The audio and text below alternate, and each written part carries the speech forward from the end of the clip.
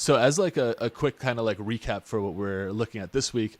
Last week we were kind of like expecting still a little bit bullish. This week we got some, bullish indication on the front of the week, but then right at the end of the week we got, blindsided by very positive earnings from Apple, which or bearish. We were bearish to we were start with. damn it, I'm fumbling up those words. But yeah, we were bearish, very much bearish, and very in line with what we were expecting to see.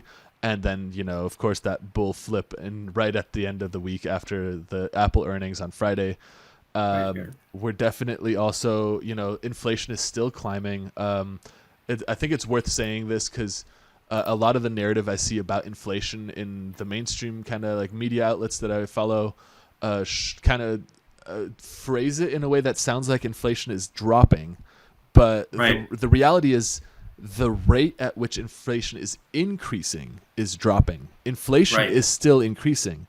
So it's not like it's disappeared. We're not like we're slowing down. Exactly. So I also have seen kind of like people who are like, oh, if inflation is dropping, based on all the news I'm reading, why is eggs and milk still so expensive?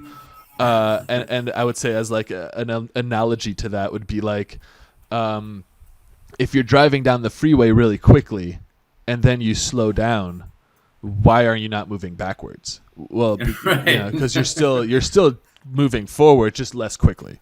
And that's what's happening with inflation. So don't expect stuff to start getting cheaper because inflation is slowing down. Just expect stuff to get more expensive slower. Yeah. So it's still not a great situation. And obviously we're going to need to see the Federal Reserve kind of step in and continue with their rate adjustments. And with the banking situation being kind of what it is, banks being more and more frail, there are also quite a few analysts who are expecting that the Federal Reserve or the Federal Reserve will ease off on these rate increases. Personally, I don't think that's a good idea.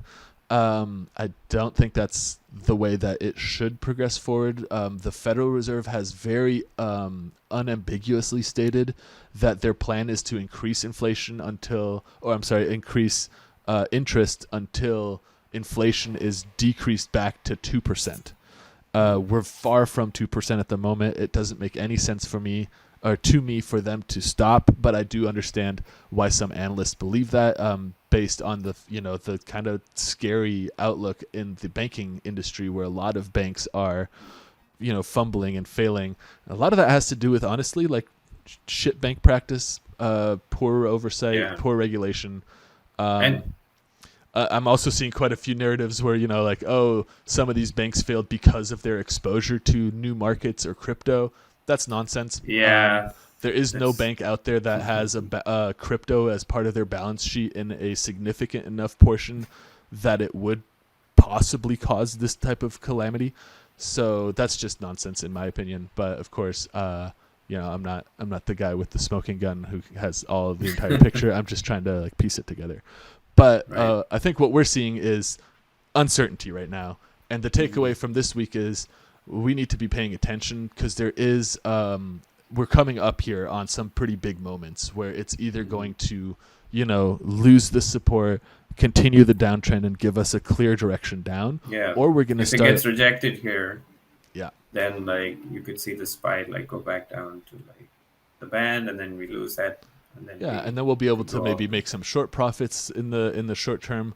But we're also at a spot where that could not be the case, where we could be now flipping that very important resistance level into a support and then continuing a move up, which if that happens, it's short sell time is over. So it could be the bottom of the market, or we could also get like a retest all the way up to here before moving all the way back down. Make a new high. Like I think if we see like it's happened before. Yeah, look at that. Like look at that.